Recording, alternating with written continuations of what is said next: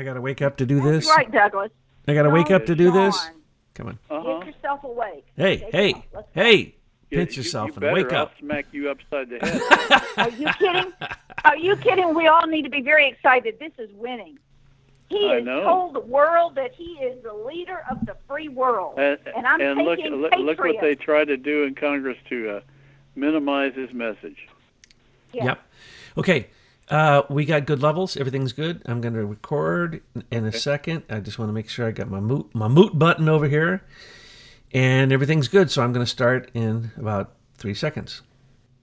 Welcome to the Mike and Doug Show. I'm telling you, this is such a regular thing.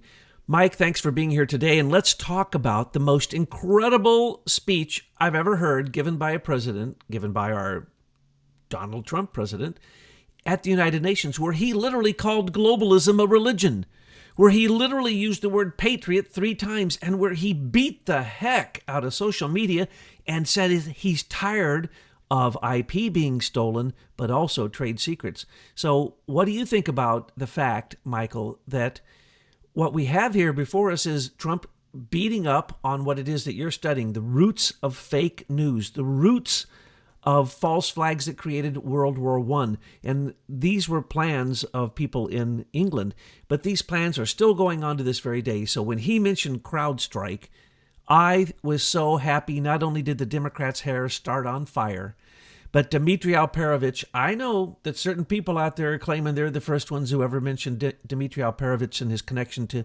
Alexandra Chalupa. No, we went back and checked our dates. We did a full intelligence report on that, and we're the first people to come out on it. So what do you think about all this amazing thing that is happening in terms of Trump really winning every time the Democrats try to attack him? It reverses on them, and the Trump effect goes after them. So it looks like Joe Biden, according to Nunes, is going down. That's the end of his campaign. What do you think about all this hot news? Well, I mean, it was a crazy day yesterday. I mean, all the things that were going on in Congress, and they're accusing the president of impeachable offenses based on an unidentified whistleblower. It's like facts don't even matter anymore. They're just going to accuse somebody of something and keep moving with it and hope nobody asks. But one of the things I've noticed in my lifetime is when things get crazy like this, there is a reason. We just don't know what they are yet. But typically, when bad things happen, good things are right around the corner. And so I was thrilled with the speech that he gave. I mean, that was the most clear, crisp, factual speech maybe ever at the UN, which we now know is just a propaganda haven. But with his speech, when he mentions trade secrets specifically, my heart leapt, because I've never heard a public official, much less a president, refer to trade secrets. I mean, everybody talks about patents and maybe they talk about copyrights, but very few people even understand what a trade secret is. And for him to be using it in a policy statement was very exciting for us and our shareholders. Very exciting. Because that means they are starting to understand that when property is stolen on the engineering table, that's just as much a theft of somebody's property as if they steal a patent. And of course, in our experience, and what happened with us is we received a patent in 2006, the first of 3, and sued Facebook in 2008, got a split verdict in 2010, then watched the courts rally around Facebook. Now we know why, as they were protecting their investments, which all these judges had. But now we know that our technology was targeted for weaponization long before it was ever a patent. And that's at the trade secrets level.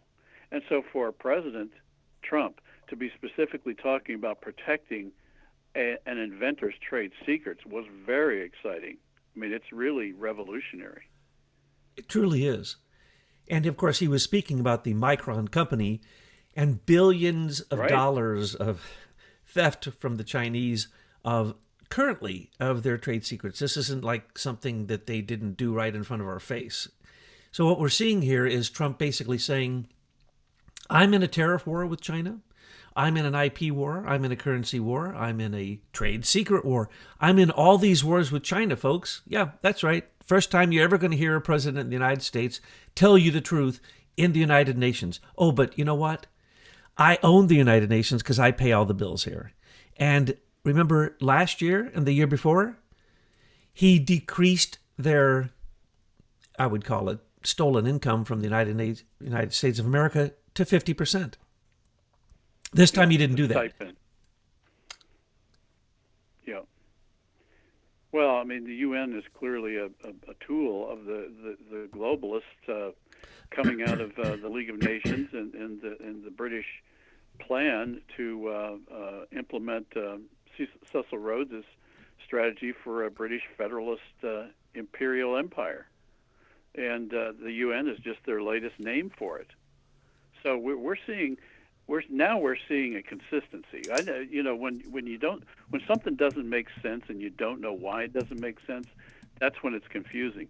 But now what we're seeing is a consistent behavior coming out of the Privy Council, coming out of London, coming out of the Pilgrim Society, which we can now see year by year going back to 1902, right up to the present. And you mentioned this latest finding that of their propaganda plan, which was quite sophisticated, that we've just recently uncovered from 1916 during World War I.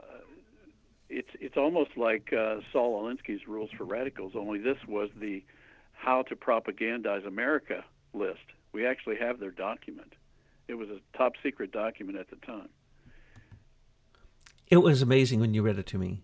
It was like, okay, George Soros got his ideas, well, not all of them because he's got modern tech, but George Soros got his ideas about how to propagandize and control other nations through an imperialistic, corporate, militaristic attitude that utilizes media in this way. And so we can see that Trump, in his speech, also went after the mainstream media.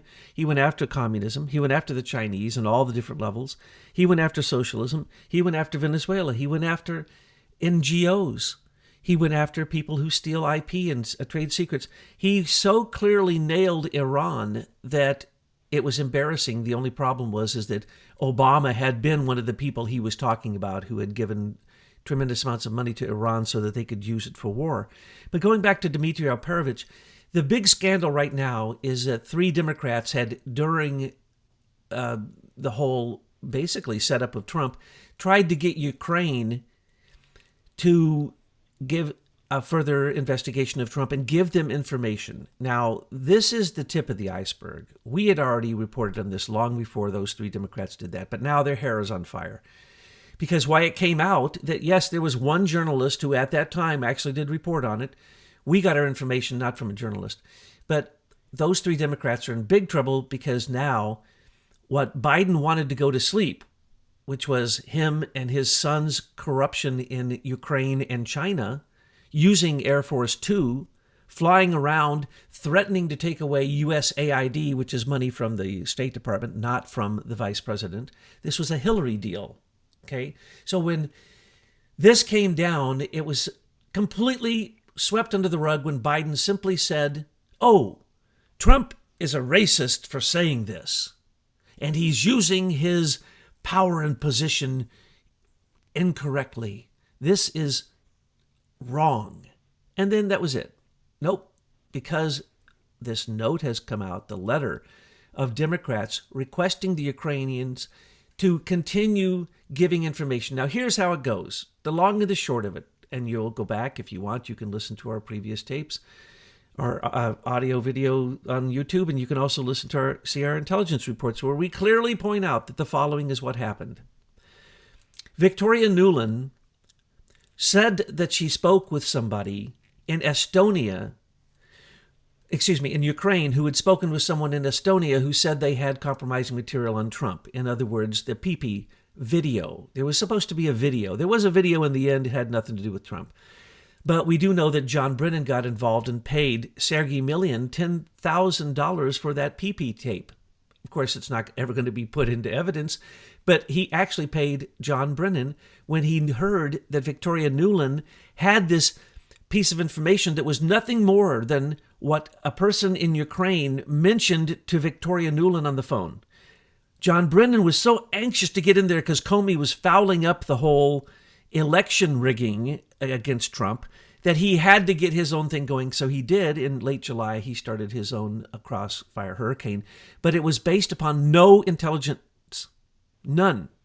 This is his testimony as well as the facts. And Devin Nunes says the same thing. He's seen the documents. So what really did happen? Nothing happened. Victoria Nuland lied. Victoria Nuland later said, screaming about Paul Manafort when it was pointed out that she had turned in Paul Manafort and his supposed crimes, using Alexandra Chalupa, who was on the Democratic National Committee, who's also on the Atlantic Council, where Dmitry Alperovich is their top person in charge of IT and was the person being used for high-level IT by the Democratic National Committee. So Alexandra Chalupa is Ukrainian. She's really a Russian, and she was the DNC's connection to Russia. Now, remember, the DNC and Hillary loved Putin more than anyone could ever say. Certainly, Hillary loved Putin more than she loves Bill Clinton. I can put a nickel on that bet. Point is, it was all a lie. John Brennan got involved and then tried to set up Papadopoulos and Sam Clovis and all the others. But that was long after Comey tried to set up Carter Page. So Ukraine, as soon as Alexandra Chalupa heard that the breach had happened with the DNC server in December 2015, a plan was created. And she said, I'll get the Russian plants. I'll produce information that can take down Trump. So she went back to Ukraine, and when it was found that Manafort, through Roger Stone, was going to be brought into the campaign for Trump, they had to get information to knock him out because he was too powerful. He's a president maker. He made the president of Ukraine twice, Viktor Yanukovych, made him the president. And then there were two CIA and Victoria... When you say made, what do you mean made? Well, he was basically the PR manager for 3 different presidential campaigns in America where those presidents got elected. He managed the election process. Yes, and with Trump, he managed the Electoral College vote, which was supposed to go south, but it didn't go south at all. Well, Viktor Yanukovych in Ukraine, through Manafort's efforts, got elected and then got deposed through the Orange Revolution, which was a Soros and literally CIA, our real CIA, not rogue CIA, funded through the State Department, through Victoria Nuland, which was all approved by Obama and approved by Hillary Clinton in the second round, which was called the Maidan Revolution. So there were 2 revolutions where Paul Manafort made the president of Ukraine because he's so dadgum powerful. Nobody knows how he does his magic. But anyway, he's utterly incredible, his power. Third time around, when the Nazis in Ukraine wanted help, they went to Paul Manafort. They also went to the Podesta brothers. And with offshore money, the 3 basic Nazi leaders of the Party of the Regions in Ukraine, that's who Joe Biden worked with. That's who Joe Biden also threatened not to give $1 billion to if his son was basically completely exonerated from anything he'd done with the corrupt company, where he sat as a paid board member on a petroleum company where he knows nothing about it. And he was caught red-handed. So what did Joe do? He threw his weight around. We have it on tape. So that came out recently. And because that came out... When you say had it on tape, is that Council on Foreign Relations video that has been out for a couple of days? Where he's bragging that he threatened to hold back $1 billion if they didn't do what he said, which was to support his son being a criminal in Ukraine. When any satellite country of the USSR or even Russia try to become free, the oligarchs rule. That's what's happening in Ukraine. We can go into the great detail, but when Crowdstrike was mentioned in the talk, that the supposed whistleblower, by the way, that whistleblower needs to go to jail because if they were listening to a privileged presidential conversation, there is no excuse for that. Those conversations are called, literally, they are stamped when they're if they are written down. There's a transcript called "For the President's Eyes Only." So no one can listen to them, period. NSA, nobody, period. So anybody who says they listened into a conversation needs to go to jail. Secondly, they lied. Thirdly... Well, we know the NSA did. Well, but they can't. And that's... I know they do. It's just a question whether they can bring it out legally or not. They absolutely cannot. And if there is one thing sacrosanct, and when they redid the whole White House, they should have redone all the wiring, because the NSA, and gotten rid of all the listening devices, because the NSA, of course, its job is to spy on other nations, not domestic. But anyway, Douglas, they can pick that signal up anywhere on the planet. Well, they have stingrays everywhere in Washington, D.C. that Right. can break through any code. So if you believe for a minute the Israeli story that they aren't spying on Russia, on Washington, D.C., that's just silly. That's just absolutely silly. They can pick it up on the Moscow side. They can pick it up in transit. There's many ways to get that signal. Hillary Clinton was sending outside the U.S. a CC copy of all of 780,000 emails to China. China had already penetrated every system. So when we're talking about Dmitry Alperovitch, first off, he's a FBI arrested Russian hacker who was in America, whose dad is a fake cryptologist who was supposedly a Russian nuclear scientist who defected, came to America, and then began working for the CIA, the FBI, the DOD, and everybody else, creating their crypto. There is very, very specific, supposed personalized cryptological codes, which he more than likely simply took from Russia when he came here. That's the reason the Russians can see anything they want to. But his son got arrested after he studied here and became a hacker. The FBI then said, well, come work for us. And so he did. And so in one day he finds, working for the FBI, that the Chinese have penetrated everything. And he supposedly reveals this and becomes renowned as the greatest basically cyber warrior on the face of the earth, Dmitry Alperovitch, and his father is Michael Alperovitch. All lies. Dmitry Alperovitch, it has now been found out, everything he found out when he worked for Total Information Awareness, which was the McAfee company when it was owned by the CIA, was all fake. And then he went in and he started finding the footprints of Russians everywhere.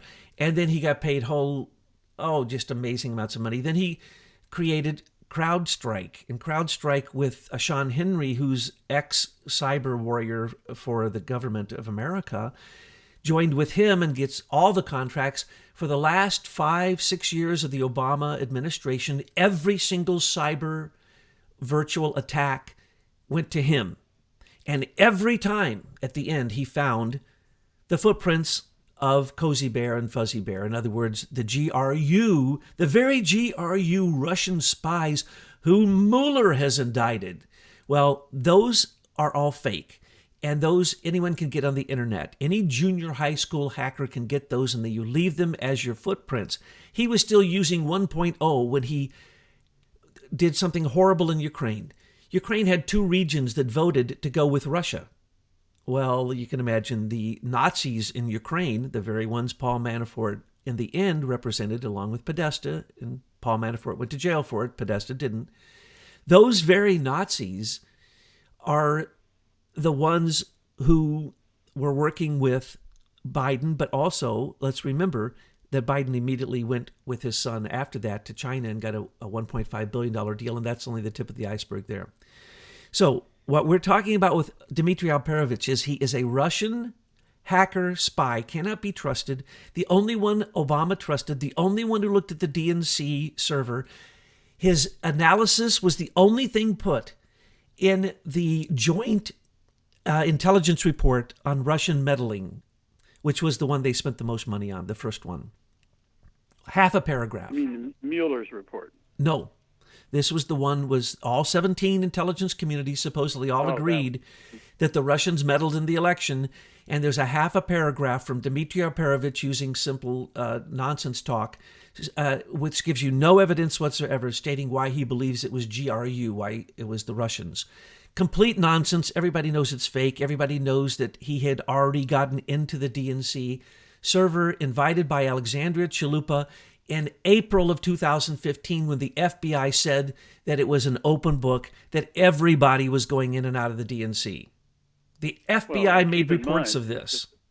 FBI's keys are all controlled by Hillary Clinton's guy, Jerry C. Jones. And that's the whole point.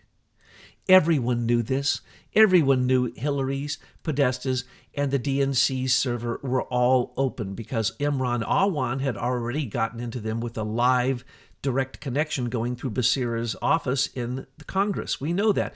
We know the DC leaks, same person. We know the DCC leaks, same person. All Imran Awan. And then later, other people taking information and writing reports trying to act like they're Guccifer 2.0. That was a bad attempt to the Global Engagement Center.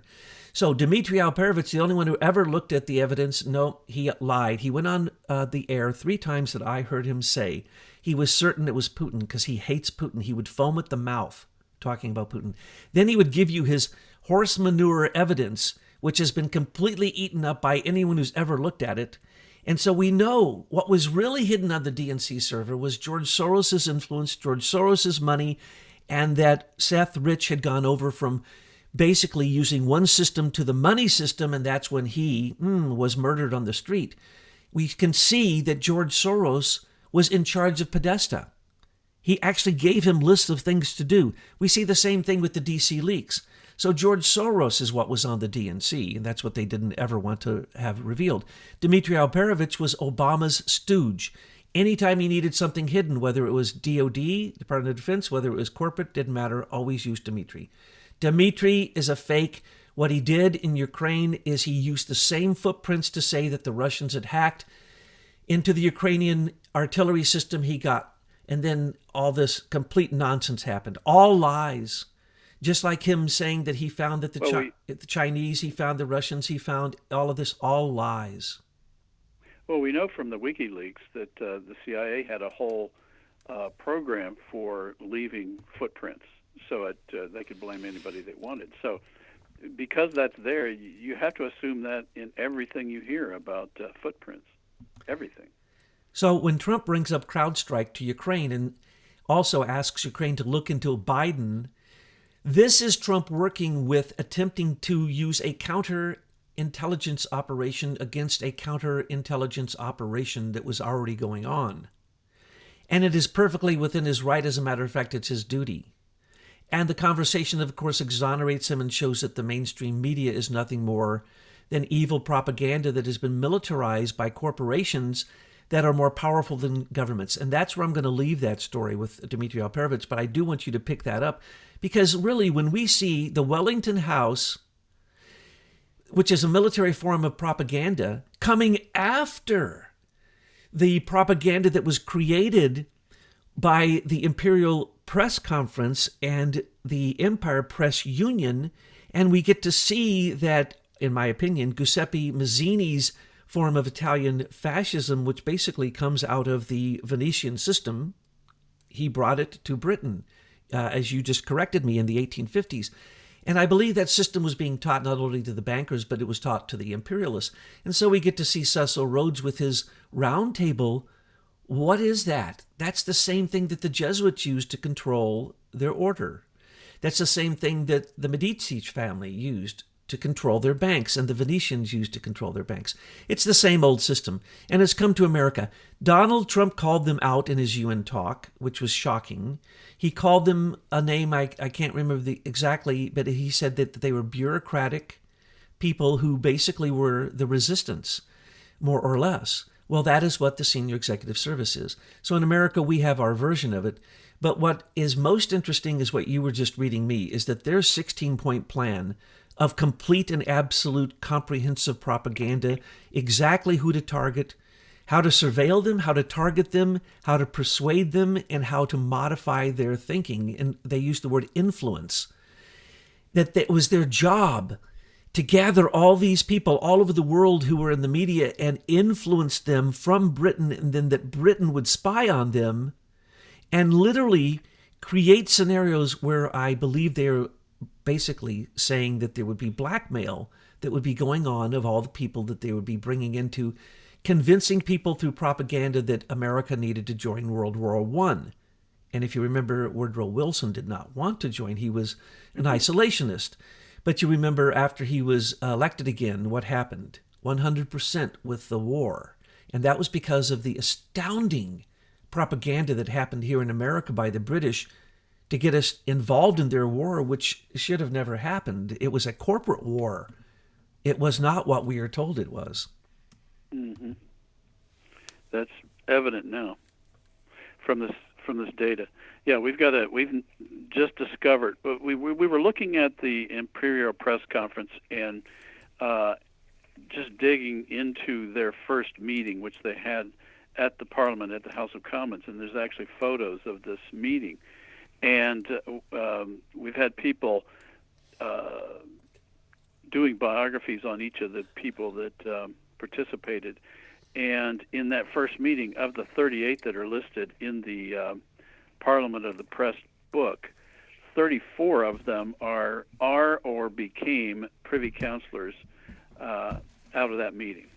So we're looking at a totally British operation. And then we started looking deeper and found that the leaders of the Imperial Press Conference were all the original founders of the Pilgrim Society back in 1902. And one person started sticking out because he's appeared in every one of these organizations, and his name is Sir Gilbert Parker. And we have his photos, we have his writings, and if we swing forward from 1909, when they formed the Imperial Press Conference and then formed the Empire Press Union, if you've heard our previous tape, you realize that within a month they started MI5 and MI6 out of the Parliament, specifically with this Sir Gilbert Parker driving the bus from the back bench, you could say. And his name then appears again in 1914, when the War Propaganda Bureau was started by a Cecil Rhodes relative, Charles Masterman, and they started something they called then, Wellington House was where they operated, but the actual name of the organization was the British War Propaganda Bureau. And the person in charge of targeting all propaganda to the United States was none other than Sir Gilbert Parker.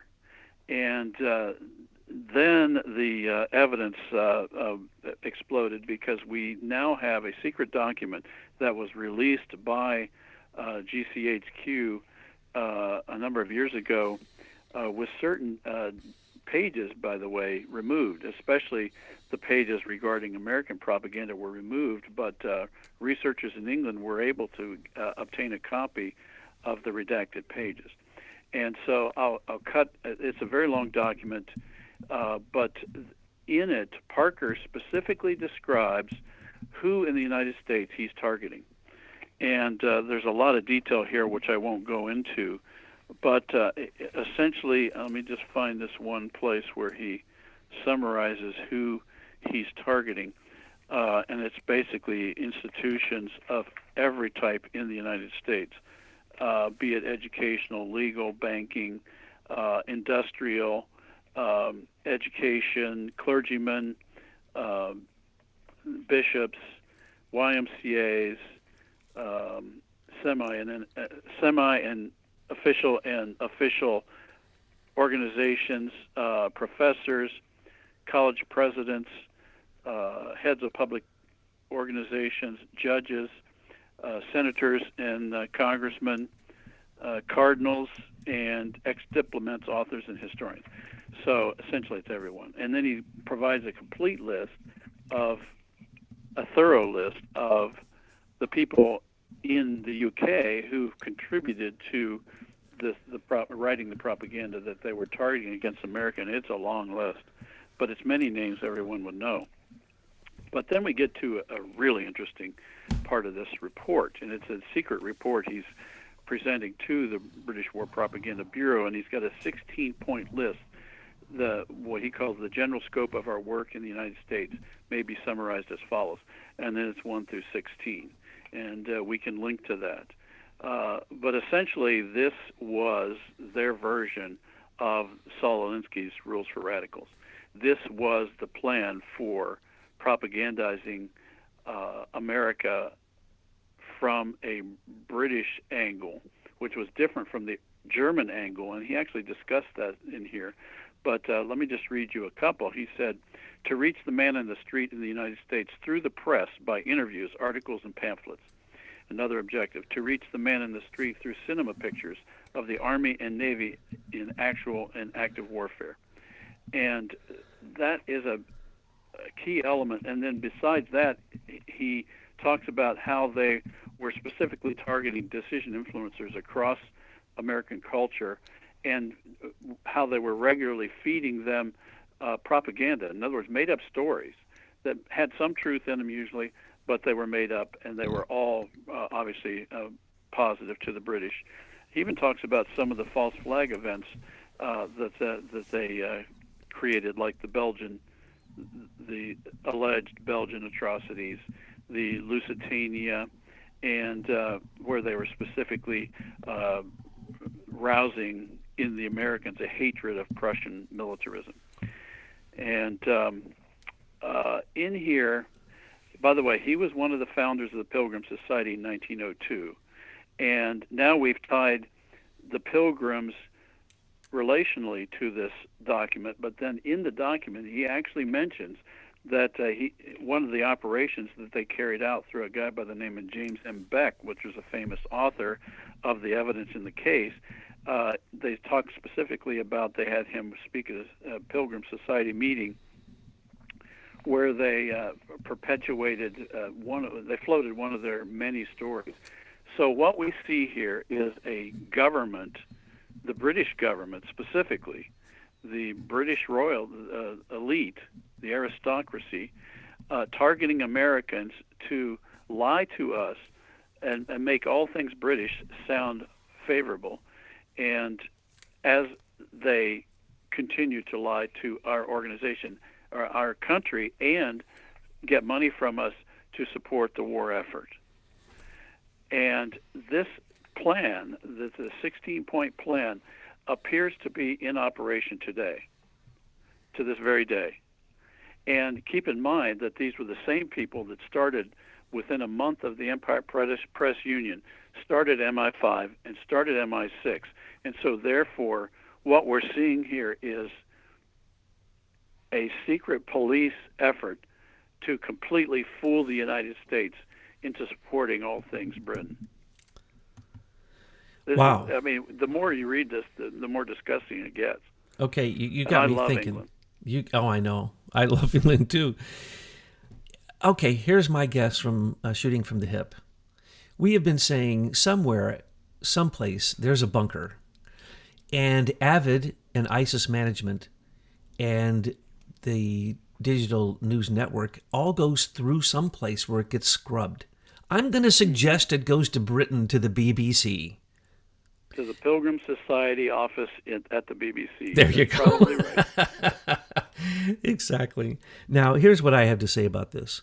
I have a degree in British history. Haha. That's right. A Bachelor of Arts degree in British history.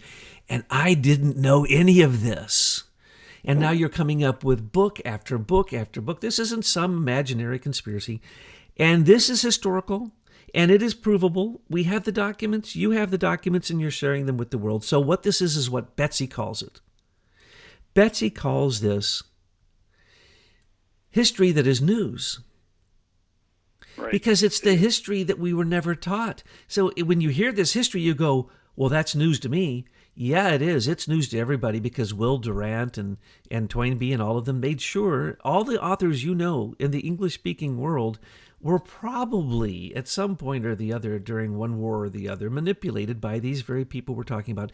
Certainly every speck of news, certainly every politician, and certainly anything reported about any bankers, so anything the mainstream media ever said about any bankers or large corporations or corporations like Serco, corporations like Strategic Communications Laboratory. You're never going to hear anything bad about those people. Why? And this is my theory. Because the brainwashing that started even for World War I and even before World War I to bring America into the Anglo-American alliance was so powerful and probably very crude at the time that brainwashing made all of us in America believe that if you have a British accent, well, then we can trust you because you're polite, you're proper, you're cultured, you're elite, you might even be an aristocrat, and you might even be part of the Queen's family. And so I have a degree in this stuff, and I didn't know this stuff. And the brainwashing is so convincing that I actually looked this up, and guess what? You know why so many people in advertisement use fake British accents? Because they've done tests. People trust the British accent inherently. So if you hear someone speaking with a British proper accent, and there's actually ways you can tell exactly what level of that elite aristocracy they're from by the language they use. And so here's what I think. I think those are the very people who made us have to come up with the phrase, don't believe everything you read. Mm-hmm. Oh, and then we had to come up with the phrase, don't believe everything you hear. And then you came up with, don't believe everything you see. And pretty soon, the phrase now is, don't believe a darn thing, period. Don't believe any of it, none of it. Let me read you points 4 and 5 out of his 16 points. Number 4, by close touch with the correspondents of American newspapers in London, who have been influenced by our advice and suggestion, to have a powerful influence upon the nature of correspondence sent to the American newspapers from this side of the water. Okay? And then 5, to have discreet and friendly association with important journalists and people of eminence arriving in this country from the United States for the purpose of studying the situation. Now, read between that line. Blackmail. To have discreet and friendly association. These are spies, remember. Oh, These are all spies. It's what? Discreet and friendly association, that's called compromise. Oh, yeah. Wasn't it J. Edgar Hoover who basically brought that to America and made it absolutely standard operating procedure? Blackmail everybody, will use it later, maybe, maybe not. Yep. Well, it's amazing. Now, my question to you, Mike, is this. This institution's been going on for 100 years. You're uncovering it now. I don't know any place this is uncovered anywhere. We've had some really cool people call us up and say, hey, this is shocking. We thought we knew everything about conspiracies. Whoa, this is not a conspiracy. This proves everything we were saying. And some of them are saying we didn't know anything about the Pilgrim Society. So tell us more. My question to you is, can we unravel it in America? Oh, yeah. I mean, we have the names of the members of the Pilgrim Society up to recently. There's a new list coming out. But, we know who they are. We know what they've done because they're all public figures. There are very few people that aren't well documented. But what we're learning, what we're seeing about the histories that they write is whenever they create a fake institution, everything about the institution that they write in Wikipedia is fake. And it's meant to impress. It's meant to discourage any sort of questioning. It's meant to flatter, and it plays to every human emotion to protect them. That's what we see here. They're protecting themselves through words. And that's what they learned over this 100 years of lying to people. And they've got to the point now where they probably believe a lot of their own lies, and they just add a lie on top of a lie, and then there you have a fantasy. And that seems to be what we're fighting through right now in our culture. We're fighting through all these fantasies and hoping people will wake up and stop believing the fantasies. Well, you got fantasy is not truth. You got me on a fantasy. Here's my fantasy. My fantasy is let's take every single Pilgrim Society member that we find on the new list, and let's put them on the Queen Elizabeth II, and let's send those pilgrims back in the boat to the place they came from. Because we don't need them here. We don't need people who choose England over America. The main legal problem that all of these pilgrims have is, aren't they being seditious by using their press influence to assist a foreign power? Isn't that the definition of sedition? Decency in Broadcasting Act of 1969 definitely clearly says that you cannot conspire to broadcast, two or more, falsehoods that harm our nation. And that's exactly what this is.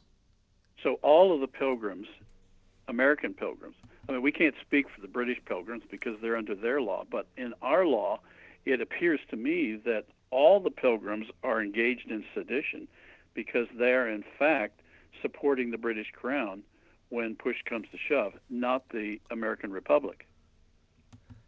Absolutely. You have demonstrated that again and again. And if you follow who they are now, oh my, they have their fingers in the wrong pies right now. Okay. They have their offshore accounts. They have their no taxes they've paid. They have their money into what? Propaganda, election machines. They have their money into buying off people. They have their money into all the wrong things. They are what we define, what is called the mainstream media. All of the mainstream media, to a man, to an organization, to a woman, from what we're seeing, are members of the Pilgrim Society. They can trace their heritage back through this media controlled by MI5 and MI6 and then FBI, CIA. They can track it all back to the Pilgrim Society in 1902. We have the core of the problem here. We can see it now. And we can see how they did it. And now we have their rules for radicals. The Sir Gilbert Parker's report to the War Propaganda Bureau how they were propagandizing the U.S. from 1916. And these imperialists, these elitists, these elite aristocracy, what did they do? They allowed the press to say, "Oh, socialism is good. It's all for you people. It's all for the common man. It's beautiful." Right. But what is it really? Socialism is in America, that's democracy. That's the Democrat Party, the Demon Rats. And you got Bernie Sanders, who literally now says he is a Democratic Socialist Party. Can he get it straight? He was a communist when he entered. He's done nothing for anybody ever except himself. But the point is this is the degradation that happens from the elite. They don't mind that the people down here in what we call the Democrat Party, the opposition party, which is also, its extension is the mainstream media. It is their public relations department. It is their propaganda department. And Fusion GPS and Glenn Corder Group and these kind of opposition groups, John Podesta, these are opposition groups. These are more powerful than you can possibly imagine. They can sway votes. I think it was Dr. Robert Epstein from a particular Ivy League college I can't remember the name of, but he did the study. 25 million people just through Google had their brains manipulated, brainwashed through algorithms. So what is really going on here? Same old, same old. And we can find it because we can literally name these people. And when you name them, oh, by golly, isn't it shocking? In America, they're going to go back to senior executive service members, council and foreign relation members. But in Britain, it's going to go back to Pilgrim Society members and members of the Privy Council. And this list is not all that big. So I believe we can unravel it. I believe we can undo this, and we can use existing laws to do so because these corporations need to topple. They just need to come to an end. But first, as you point out, they need to be disgorged. Well, one of the things you mentioned, the pilgrims in the UK, there were two groups of pilgrims that were founded almost simultaneously. There was the Pilgrim Society of Great Britain, and there was a Pilgrim Society of the United States. And they work in tandem, and their memberships were interchangeable. So everything the Brits have, we have, and they were influencing our pilgrims to pursue this agenda, which they have been pushing through the United Nations and the European Union. And so now that we can see what they're doing, you mentioned socialism, and it's real clear. What they want is a two-tiered economy. They want an economy for the elites, and then they want an economy for the rest of us. And they want that to be socialist. And as you know, I used to work with dissidents in the former Soviet Union, and the Soviet system was this basic structure. You had the haves, the people that shopped at special stores. They could travel. They had Western currency.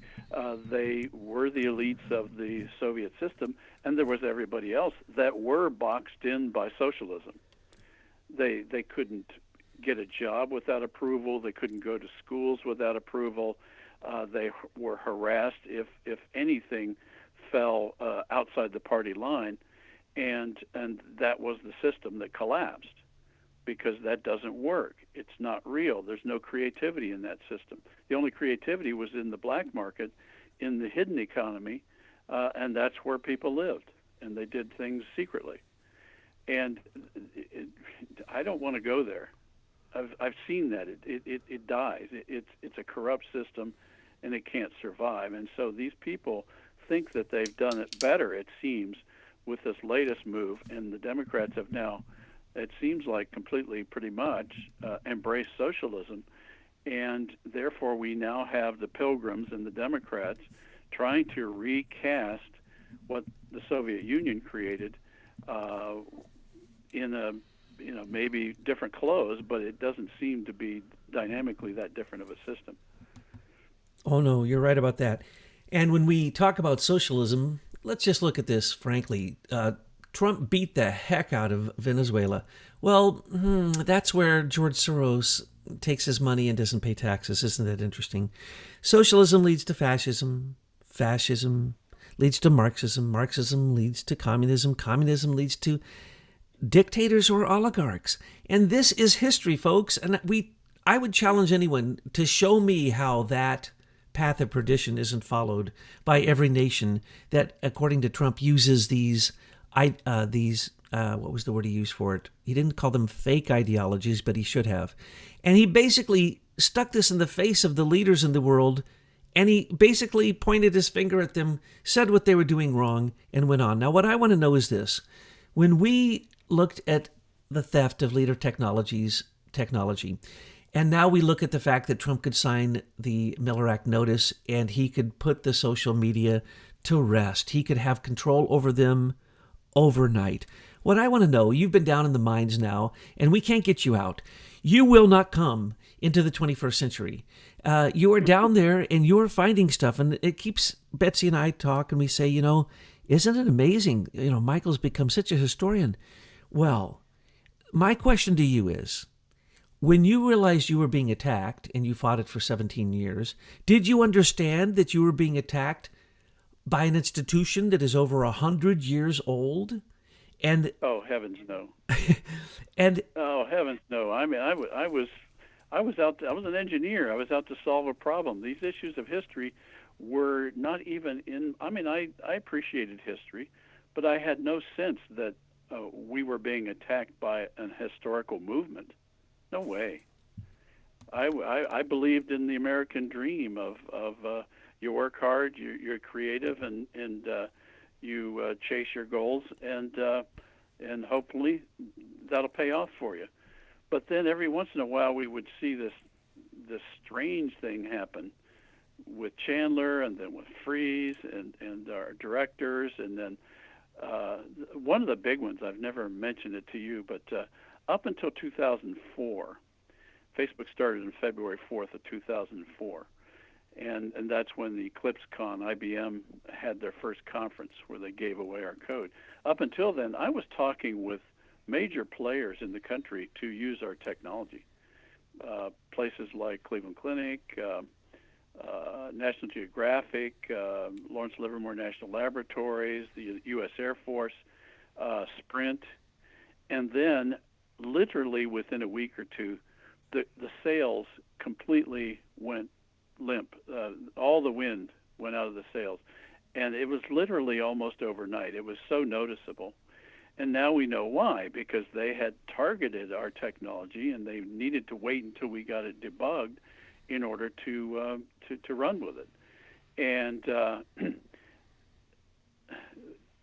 in engineering, one of the things you learn is that you can't solve a problem until you know what it is. And so that was one of the things I decided to do, was start looking at what is the problem that we're trying to solve. And that has taken from 2012 to today to get to the facts. And that's why I kept moving back in time, because each fact led to another fact, led to another fact. So what we do know now is that all of these facts are hard, solid, provable, and indictable. And what we have now discovered, and probably in the back of my mind, I figured eventually we would get there, but I didn't know when. And by just continually being faithful to the facts and put that fact on the table, and if you can't see the connection, forget about it and move on, and maybe it'll come back to you later. That's what we've discovered. And now we can see that this organization of people, starting with the Pilgrim Society, they fused in their minds two elements, the press and technology and control of communications, as a way to control the world. And so that's the logic. That's why when they saw our technology, ours was the next step beyond telephony and telegrams, which is what they were using back in 1902. They already had a plan for a global network through telegrams, and it was working. I mean, they had in effect their own email addresses, so they could move information pretty quickly. So their vision of how to unify the empire was totally dependent on controlling telegrams and Marconi, actually stealing Tesla's wireless technology and putting up Marconi as their cardboard cutout. I mean, we've now read a lot of meetings where Marconi spoken, and he definitely was an empty suit. And there were some other engineers, one specific PhD from Edinburgh that appears to be the real key, the power behind his throne technologically. And in fact, that guy was at the Imperial Press Conference as well. So they determined that they had to control, they even say that in their documents, they had to control communications around the world. And when Marconi was asked, do you care that your technology will be used as a monopoly by the British government? And he said no, as long as the inventor gets paid. That was his answer. Well, he wasn't the inventor, so that was a self-serving statement, but true nonetheless. And so that had been the technology of choice from that point, when the cables were laid all over were put in under the water all over the world back in 1910, 1920s. And that system has been in consistent use. And in fact, the one of the buildings in New York, I think it's AT&T owned right now, was one of the terminal points for a lot of that old cable network. And so it's been updated, it's made faster, but it hasn't changed. And then when the internet came along, that's when the ability to communicate changed, and scalability became the issue. And that was the specific piece that we worked on and innovated and found a new solution, which people know as social networking. And that was licking the scalability problem. And so now we can see the mentality of the people, the spies, the press people at the time in 1902, and they have spent 100 years justifying their theft of various technologies to keep control of this monopoly of the British on global communications.